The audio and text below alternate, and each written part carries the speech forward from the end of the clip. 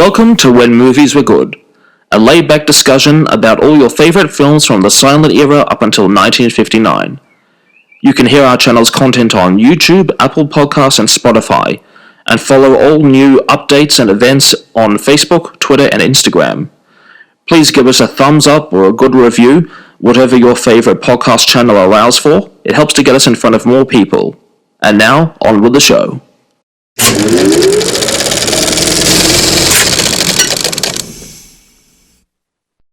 Hello everyone and welcome back to a new edition of When Movies Were Good here at the Resort Studios in Melbourne, aka my back flat. Myself, Rachel, the host, and the Jonathan Harris of this podcast, my weekly or bi-monthly guest star, Matt. How are you doing? Yeah, I'm good. If you're going to keep calling it the Resort Studio, we're going to have to bring some Manhattans or something Yeah, here. Definitely. We're going to have to... No pineapple no pineapple cocktails. I hate pineapple. Well, but Matt's a big lover of eggnog. So with the Christmas season about to come upon us, Matt was telling me, do you have like your own secret recipe for eggnog or no? Well, I have Jamie Oliver's recipe, and I don't tell everybody where it comes from. Oh, well, thanks for that. You're welcome. It's not like, Colonel Sanders', secret spices recipe or anything like that. Look, I could put, I don't know, an extra pinch of nutmeg or something in it and say that's what makes it mine. Although we were reading there's like different variations, like an Irish variation, a German variation. So maybe I think you would do good with the German variation of eggnog. Yeah, well, I'd also love this German mulled wine. It's called Glühwein, where it's like a hot wine with spices in it. Ooh, it's very nice. Oh, and then were you going to have a crack at making hot toddies or no? You may have to. Why not? And I'm thinking of getting into beekeeping too, which means I'll have honey, which means I'll have to start brewing mead, and maybe I'll make honey-flavoured whiskey as well. Wow. Hopefully I just won't blow anything up in the process. I can actually see you as this vintner, out on the, we live actually, the area of Melbourne that we live in is close to the Yarra Valley region, which has fantastic wine. I mean, I don't drink, but I go out there often just with friends and stuff, and it's a beautiful area of the world. But I could see Matt living out there in a beautifully restored house, running his own winery and writing his crime novels. Yes, I may need you to help me peer pressure Meg into that choice of real estate, though. Well, we're going to talk about someone who actually was, classic film actress who is still with us, the wonderful, talented Angela Lansbury. We have actually mentioned her on this podcast before because we've discussed a few movies with her in it already. And I expect we'll be making a few Murder, She Wrote references tonight. We will. Now, Matt's a big fan of Columbo and things like that. And obviously Murder, She Wrote, the film or the TV series that Angela Lansbury, it's actually overshadowed a lot of her film work and stage work of both she was prolific at, just with her character Jessica Fletcher in Murder, She Wrote. I mean, I grew up with that show, so that is how I remember Angela Lansbury. Matt, it's you're more Bedknobs and Broomsticks sort of thing? Well, until I was about 12, I think it felt like Bedknobs and Broomsticks was the only thing Angela Lansbury did, and because that was one of my favorite films. I mean, which enchanting a huge museum full of suits of armor to knock out a Nazi invasion. What's not to love? Yeah, no, we were just reading through the back catalogue of Angela Lansbury's career, and my God, what a career this woman's had. What a workhorse she is. And it just goes to show she's 96 now, and she was out here in Australia, 2013, touring with James Earl Jones in Driving Miss Daisy. I didn't see it, a friend of mine did. And my gosh, I mean, to be that age and to be overseas, travelling, working on stage, several nights of the week, I mean, good on her.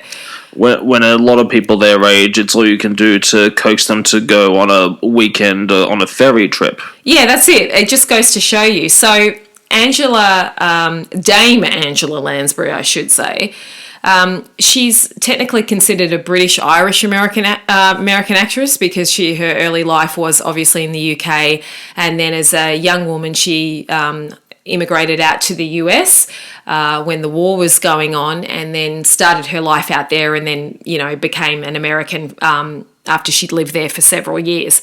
So she's not only an actress, but she's a well-known singer. And if you are familiar with the cartoon Beauty and the Beast, she does sing a version of the theme song there. I was going to start launching into it, but I won't.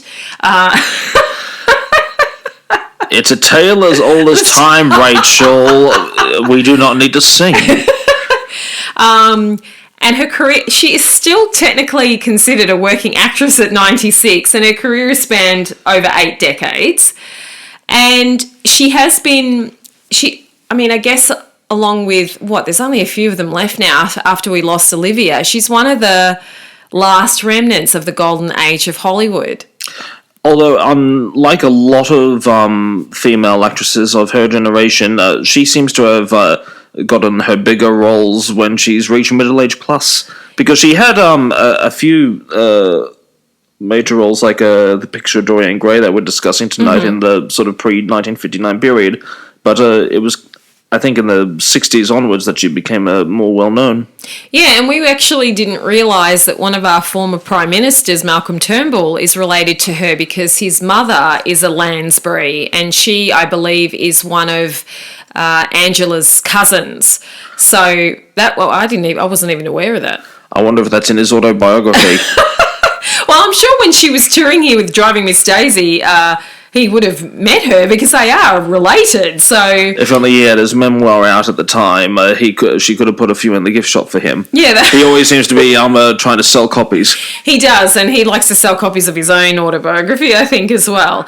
So just briefly, a little bit about Angela, because she's the person, even though there's very well-known people in both of the films that we're going to be discussing. So we're doing The Picture of Dorian Gray, 1945, with Herd Hatfield, and just I got a lot of mirth out of watching that film. I had a great time watching it. And of course, one of the family favourites, I used to watch this a lot when I was growing up, although this was the first time I sat through it from start to finish, with the wonderful Danny Kaye, The Court Jester, 1955. So these films are, roughly 10 years apart in age, and yeah, I just didn't realise. I always just think of Murder, She Wrote when it comes to Angela Lansbury. I had no idea just the depth and the breadth of not only film work that she did, but of TV work and of stage work, which she's still going on with now. So, just a little bit of background about her before we go into the films. So she obviously moved, the Blitz when that was happening in London. She moved, her and her, I think her stepfather, her mother and some siblings moved over to the United States, where I think her stepfather had procured some sort of employment, or he was doing some sort of job there. And then she sort of started acting in New York City. She'd always had an interest in it, always was a big film lover. Went over to Hollywood, of course, where all the action was. She signed to MGM and obtained her first film role, so playing a lot of English characters. So Gaslight, that's one of the films that we have discussed with her. And then The Picture of Dorian Gray. She actually got 2 Academy Award nominations. She has 3 in total. She hasn't won. And she has bucket loads of Emmy nominations and has never won. It's just insanity. I don't know if it's politics or what. It's like, what's his name? The Australian actor, what was he? John Wood, the Blue Heelers guy. Yeah. He just kept getting nominated and nominated for a Logie and over and over. Yeah, the Logie is like the, Aussie version of the Emmy Awards.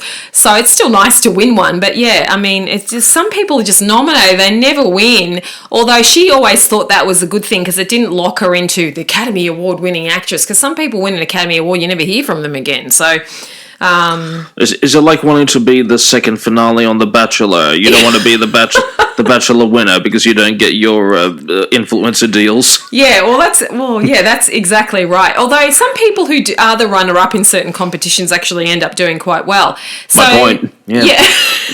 So obviously Angela was involved in Disney films. She has been Broadway, the West End, you name it. Some of her more famous roles: Gypsy, Sweeney Todd, which she played the lead in that, the female lead, for quite a long time, The King and I, and we're assuming at the time she was playing Anna. She took over from Constance Towers, who I know from soap operas. She took over from her in the late 70s. I'm pretty sure she would have been working with Yul Brynner then, because he was off and on that role on Broadway.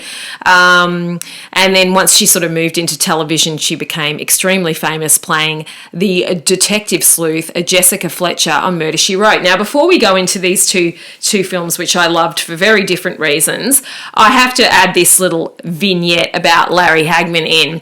Now, when Dallas, Larry's TV show, finished in 1991, and when they came back in 1996 to do the first reunion movie called JR Returns, he was paired up with a much younger woman in the film. I mean, his, character JR always was. And I remember a TV writer here, or I don't know, I think it was in the US, did a review of it and said, could we not have paired Larry Hagman up with, Angela Lansbury or someone closer to his own age?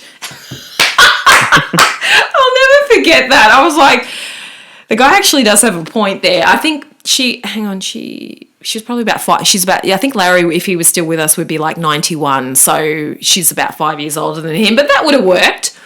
So let's step into the Picture of Dorian Gray. Now, this is 1945. I was very surprised just how many versions of Oscar Wilde's 1890 novel that there are. I mean, I even forwarded Matt one with Anthony Perkins in it, which is quite interesting. And even if not full adaptations, there's also plenty of ones that make references to it,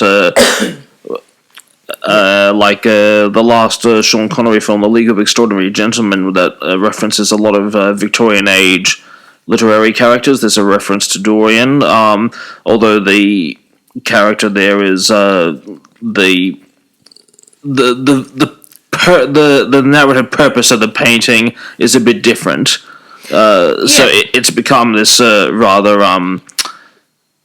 off-quoted concept in a Gothic fiction. The painting that has access to your soul and mortality. Yeah, well, essentially, spoiler alert ahead, the Picture of Dorian Gray and the novel is essentially about this young, well-to-do man who, I guess, trades his soul to stay eternally young. And this portrait that's painted of him as a young man by a friend, associate, a family friend of his, and in the different versions of the films that have come out about Dorian Gray, there's a female version of it, there's many male versions.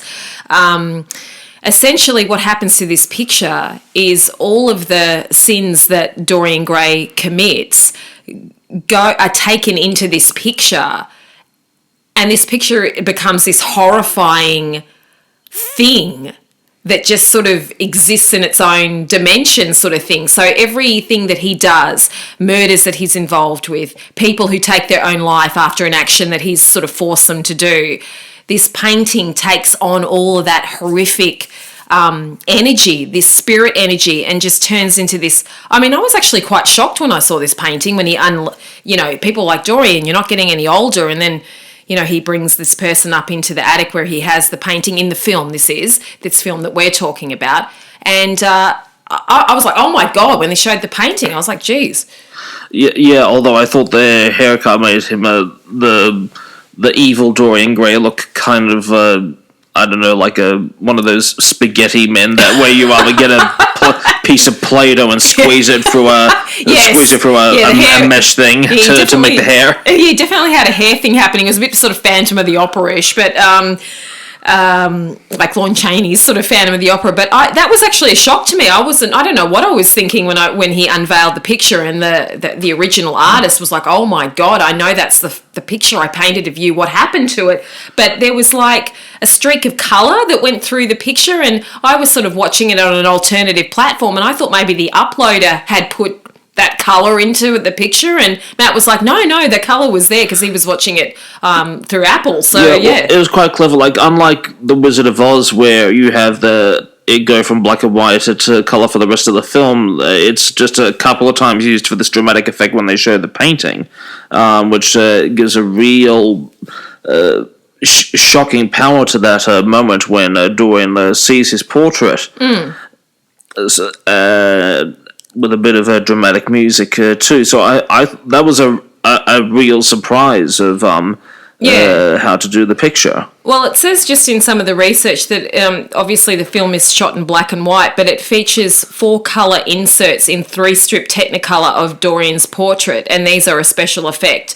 And then the first 2 inserts are when Dorian's young, and then the second is of the degenerate one, which we're talking about when the painting has taken on all of these sins of Dorian Gray. So I think a couple of other movie versions are actually called The Sins of Dorian Gray.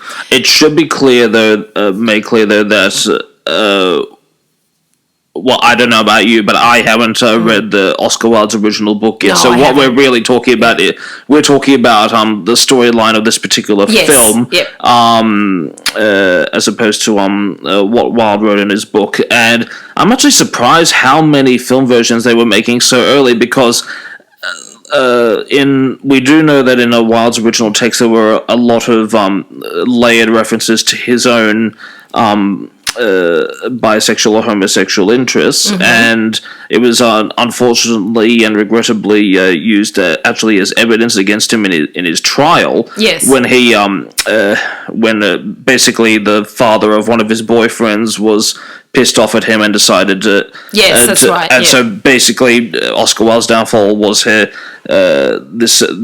biggest wrote a nasty note to him in his club, and he decided to sue him for libel, which was not the best move, because it literally meant he had to put his private life on the stand at the time when it was a crime to be a gay man. Yeah.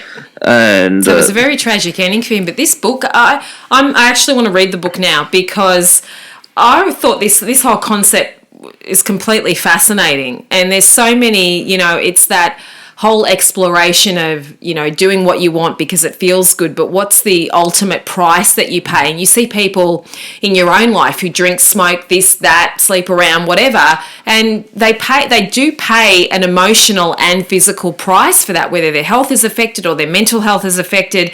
And it was amazing sort of at the end of this film, again, spoiler alert, when, Dorian himself, dies, and then the painting sort of reverts back to how it was. I actually thought for that era it was a pretty decent sort of, technical achievement. They'd sort of had the spinning sort of, the painting sort of coming back. I mean, they could obviously do something a lot more imaginative now, but I thought for 1945 that was all right. Yeah, I guess they could have sort of gone into soft focus and maybe use a kaleidoscope lens or something, but that was pretty clever. Yeah, so, the plot in this film, starts off 1886, and Dorian Gray is played by Hurd Hatfield, who I'm not that familiar with, but was absolutely perfect in this role. He did have a fairly good career, but this is probably his famous role that he's known for, playing Dorian Gray in this film. Which apparently he came to regret later. Oh, did he? Oh, okay. That's interesting, because we were seeing there... But he was good friends with Angela Lansbury, and Angela Lansbury actually met her second husband, the man that she would remain married to most of her life up until his death, through Hurd Hatfield. So at a party or something like that. I really love the other people. So yeah, essentially he's a very intelligent person, but he is naive, he's manipulated, and these faults and this fault for this wanting this eternal youth spiral into his ultimate downfall, because it eventually catches up with you. So it's now Henry. Now, was it George Sanders who was playing Henry/Harry? Was utterly hilarious in this film. Yeah, he just always seems to play these rather man-child roles. Every line out of Lord Henry's mouth, and he's all through the film, is the most hilarious quips and just turn of language, turn of phrase. I just laughed through the whole thing. I thought it was... What I don't understand is that if Lord Henry's supposed to be the one that influences Dorian Gray to lead this pure hedonistic life, how come he doesn't end up all colourful and riddled with syphilis like the painting?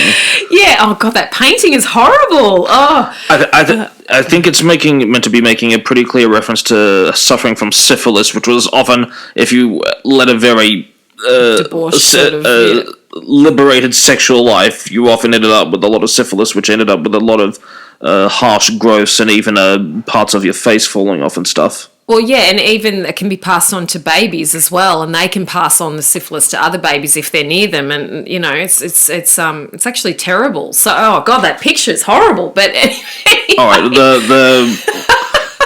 the moral of that story: condoms are important. Yeah, yeah. So essentially, when Dorian makes this trade-off, he, you know, the picture takes on all of the signs of his, you know, hedonistic lifestyle and all of his sins as such, you know, vanity, all the rest of it, while he stays the same.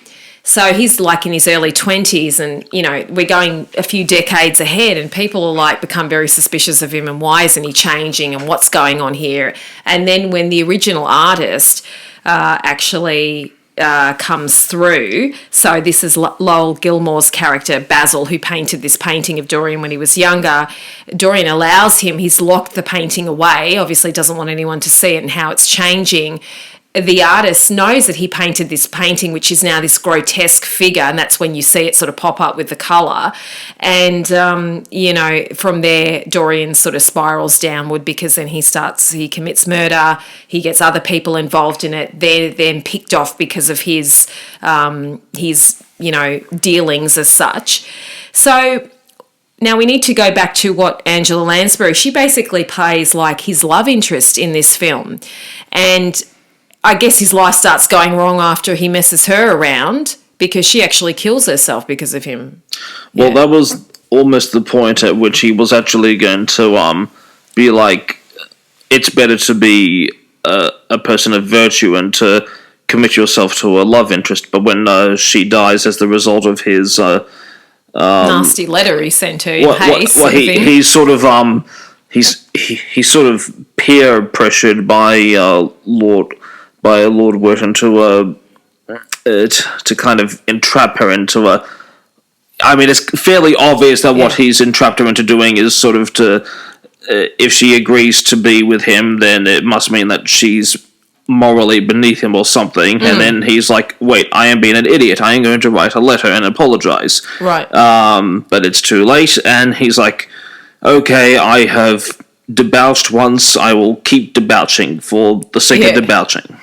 Yeah, so Angela plays, you know, her role in the film is brief. You know, it is a decent part, but it's at the start of the film because her death starts Dorian's downward spiral and making this deal and all the rest of it, and then the painting, etc. So, but beautiful. She actually plays a singer in this film and sings quite beautifully and is stunning and plays a just a sweet, innocent girl who's caught up in this thing that she doesn't know too much about. So it's very tragic when her character dies in the film.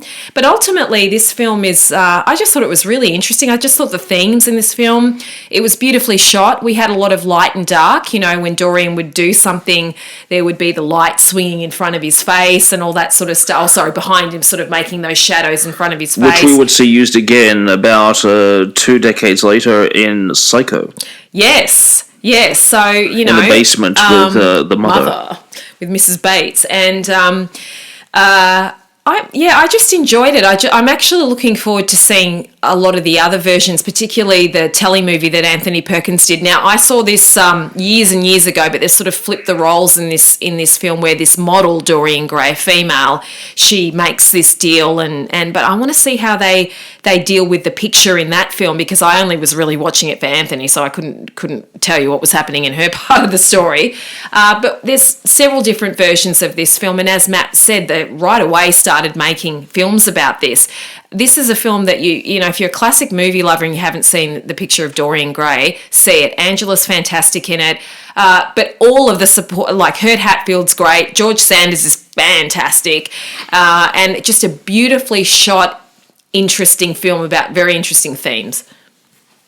Yeah, well, it's I'm glad that I finally saw it. I've been meaning to see it for years. Yeah, actually, I was really happy when you suggested that one. So we're going to jump 10 years further on, and we're going to the lovely Court Jester with the glorious Danny Kaye. And in this film, so we're now heading to 19. So this film's a musical comedy, And essentially it's slapstick, it's musical, it's, lots of fall down, get back up, And I noticed that Danny Kaye was wearing the first version of that rapper MC Hammer's pants in this film, like those baggy pants that he had on when he was becoming the Knight. Well done. I knew that as well. Just look up MC Hammer's pants and look at Danny Kaye's pants in this film, and you'll get it. So I remember this film for the music, the fun, the mirth, all of the great musical pieces in this film. And this was my first time actually sitting down, because I used to watch it when I was a kid, and I'd sort of sit there for half an hour and then walk off. And this time I was obviously there from start to finish, which was great. So just to briefly go through this one, this is Danny Kaye's film, and Glynis Johns was great in this film as well. Of course, Basil Rathbone, great. Cecil Parker, but Angela Lansbury played the princess, I think Gwendolyn was her name in this, and she was lovely. And again, sort of 10 years on from what she did in Picture of Dorian Gray, more of a supporting role in this film. So essentially, it's almost like a biblical story here. Well, I think it's pretty clear that it's meant to be a send-off of the likes of The Adventures of Robin Hood. Yeah, and also even the point that Moses sort of, because he was taken from his, parents, and he was the rightful king of Egypt or whatever, and this little baby that they rescue is the rightful king, and then they're trying to get rid of the other king who took his place, because he sort of got rid of all of the members of the royal family, but this baby has a special birthmark on, and when people see that, they know he's a member of the royal family. So Danny Kaye gets to do a lot of fun things with the baby and showing the birthmark and stuff. I don't know, would they even show that now? Like, would they even show the baby getting his birthmark shown near his bum, or no? Well, I don't think that the lineage of a royal family is necessarily determined by a birthmark. No, that's true, and especially one so perfectly drawn like a tattoo. But so this baby has a special birthmark, and the people that are looking after the baby sort of sort of like a Robin Hood sort of character. And Danny Kaye's character, now was it Hawkins, I believe his name was in this film, he comes into he's in their sort of posse, and then when they need to sort of have like a sort of Trojan horse type character go into the castle and pretend to be a court jester, who's also he's also a hitman as well, Danny Kaye's character gets involved in that, and lots of thrills and spills, but then the rightful baby heir is then restored to the throne at the end. So it's a happy ending, and just a really fun film, and Danny Kaye is such a talent. Yeah, I've never seen so many tongue twisters used so well. Yeah, there are lots and lots of tongue twisters in this film. And in fact, if you look this film up on YouTube, it's all of the big tongue twister, if you're familiar with Abbott and Costello, the who's on first, what's on second, it's that sort of thing. Wait, who's on first? What's on second? It's that kind of thing, that first. Sort of, thanks for that, that sort of slapstick, and heaps of, there were some little people in this film who were utterly fantastic, playing the part of the posse that comes to the in the sort of the ending scenes. Lots of slapstick, lots of swashbuckling with, going across the moat and rah, rah, rah with the old sabre, and, just lots of stuff that they were, especially Danny Kaye was asked to do in this film. Singing, dancing, slapstick, comedy, and even a few romantic scenes with Glynis Johns' character. He really was the full package, and what a life this man led. God. Yeah, I mean, going from being an exceptional golfer to flying private planes. And all the work that he did for, was it UNICEF? The humanitarian causes that he... Yeah, so, that was long before Audrey Hepburn became a big part of that organisation. Yeah, she was the other person that I knew. So, look, The Court Jester is one of his most famous films.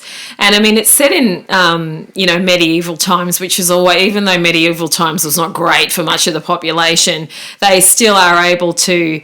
Do they really wear the tights and all that like that? Everyone just walked around in these tights and... Well, it varied with fashions from time to time, naturally, because what we call the Middle Ages was about 1,000-year period of time. Yeah, that's true. And, it often could be used as a fashion statement because the fact that you were wealthy enough to have your clothes cut tightly. Right, yeah, I was going to say it wouldn't be like someone in the feudal, like labouring in the fields or anything. They wouldn't be wearing those sorts of, but yeah, so... No, it would be a lot more baggy. Yeah, a lot... and probably coarser fabric. So, but the sets are fantastic, so big. The film was shot in... Technicolor and VistaVision, and that's a widescreen format. So really, seeing this at the movies would have been a great day out. Yeah, it would have been great if they could have somehow worked Donald O'Connor into the story as well. Because imagine all his slapstick he had from Singing in the Rain, putting those two together. Yeah, and I love Donald O'Connor as well, and yeah, he easily could have fit into this cast, but I guess then you would have had like a 5-hour movie because both of them would have needed to have showcased their talents. To make them laugh. Yeah.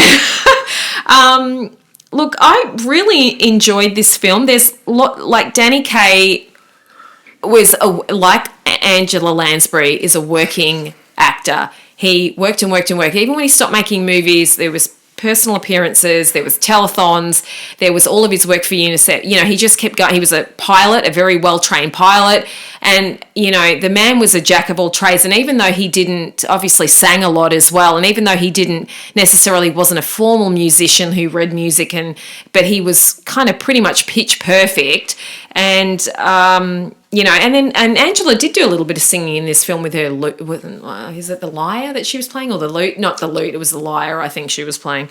And I'm trying to remember which instrument it was. I think it was a lyre, because the lute's more. I think Danny had well, more the lute's of a lute. the lute's like a tiny guitar with the backwards neck. Yes. Yeah, there once was an actress named Angela.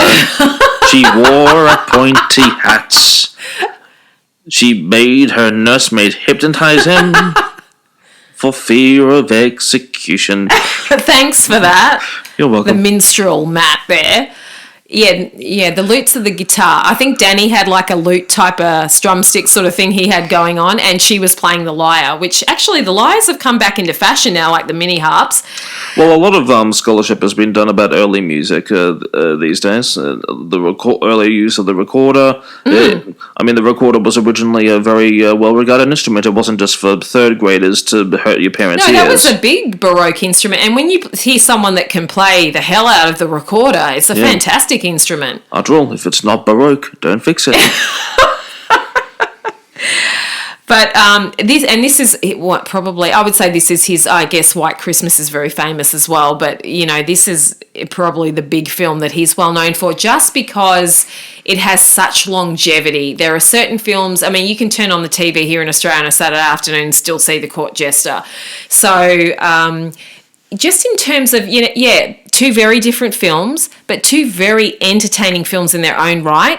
The use of colour in, you know, obviously in Dorian Gray, it was this black and white sort of, you know, descent into, you know, the obscurity of what this man had signed up for with this portrait and taking on these horrible characteristics of all the bad things he'd done. And then there were those flashes of colour, which were really like, oh my God, am I actually seeing colour there? But it was. And then obviously the beautiful Technicolor VistaVision, the whole thing of the Court Jester. So, yeah. Yeah, well, it rang some memory bells when we were talking about what films to do for this program, because I thought it sounded familiar, and I remembered when I started watching it. Yeah, like when I was little, one time we just happened to turn the television on when my grandfather was around, and he suddenly got all excited. It was Danny Kaye's Court Jester, one of his favourite comedians of all time. Yeah, absolutely, and I'm sure my mum grew up watching all of his movies as now. Now, one thing I just wanted to double check and make sure I was getting the right actress here, because I have found another link with my beloved Larry. Just bear with me for a second. I just want to confirm, because I know it was her, but before I say, Picture of Dorian Gray film, it was Donna Reed who was playing the niece in that film, wasn't it? And hang on, let me just, yes. Donna Reed, the beautiful actress who was playing the niece, in this film, who, as Dorian got older, she'd grown from a little girl into a young woman and was attracted to him as well.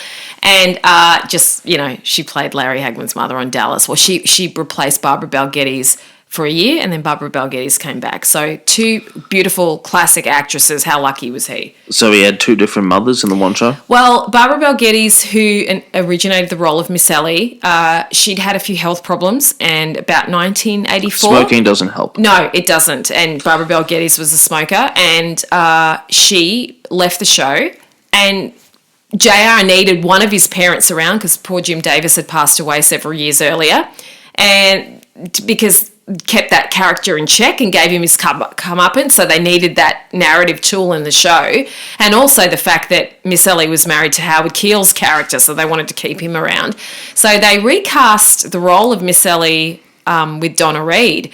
And apparently Larry was a bit standoffish with her because he was very close to Barbara Bel Geddes. And Donna just stayed on the show for 1 year, and then Barbara Bel Geddes agreed to come back. And it just literally, they switched them both in and out. And then unfortunately Donna passed away shortly thereafter. So I don't think she was treated very well on the show, and I feel bad that because she'd had such an illustrious career herself. So that's unfortunate. Yeah, that was her last project. And I thought it was confusing when they changed the mother on The Fresh Prince of Bel-Air. Or in that other sitcom, Family Matters, when one of the siblings just disappeared and you never saw them again. So works on Neighbours all the time. Yeah, that's right. Well, it's just the tropes of soap operas. But yeah, Donna Reed was. I was like, and we've seen Donna Reed in other films, and she is a beautiful, and she had her own show, and worked through. But that role that she did on Dallas, playing her version of Miss Sally, which was quite different to Barbara Bel Geddes, that was the last role she ever did before she passed away. So thanks, Larry. Anyway. Yeah, so that was our discussion about the wonderful, talented, still with us, thank God, Angela Lansbury, who's just such a part of my childhood. I mean, Murder, She Wrote, and it was great to see these 2 films. I recommend both of these films for very different reasons, but I really enjoyed The Picture of Dorian Gray. Yeah, did you have a favourite out of the 2? I would say I'm happy to watch Danny Kaye in anything, so any movie of Danny Kaye's. I really enjoyed The Court Jester, but I really enjoyed The Picture of Dorian Gray. Yeah, I love them both, but I was surprised how much I was going to love The Court Jester. I thought The Picture of Dorian would come out clearly on top, but I really love them both. Yeah, that painting, oh my God. I just can't get over it, but it was great. I just kept thinking I've imagined seeing that colour in the painting, and I hadn't. And that we'll call it the syphilitic painting. It's actually on a display in a gallery in one of the main galleries, and I think it's Chicago or Boston. Okay, yeah, that's something we'll look into. Maybe I'll go there one day. Yeah. Well, I've been there, but I can't actually remember if I saw it, but maybe I just wasn't on the lookout for it at the time. Yeah, because you did see in the credits for the movie that they definitely credited the artists with those portraits because they were such an important part of the film. Well, they would have probably been the most expensive prop. I mean, to get a painting specifically commissioned now, I think will cost you $4,000 up, even for a no-name artist. Yeah, and especially someone who was tasked, because I think different painters did the different portraits, like the good portrait of Dorian and then that horrible one, and I think 2 different artists, because I saw 2 different names there, so did the older version, the horrible version of Dorian. So definitely lots of things to check out. That Anthony Perkins version of Dorian Gray, the Sins of Dorian Gray, that is on YouTube. You can watch that, and I'm pretty sure the other films are pretty easy to access through different streaming platforms, so worth checking out. Yeah, definitely. Well, we are heading into the Christmas season. We are doing a Christmas double bill. We're going for some old favourites because I want to see these films. I have obviously very familiar with them. We are going to do Miracle on 34th Street. That's with Maureen O'Hara. And then we're going to do Judy Garland in Meet Me in St. Louis, directed by Vincent Minnelli. So I guess that's where she met him or sort of paired up with him. Yeah, well, I haven't seen Miracle on 34th Street ever, so I wanted to for a long time, so I'm glad to have the excuse to watch it. And what can I say? Clang, clang, clang. I'd love to see St. Louis again. Definitely, and get ready for my rendition of that. So thank you for joining us, and in the meantime, as always, I'm Rachel. I'm Matthew. And we're watching good movies. Thank you, and have a good one.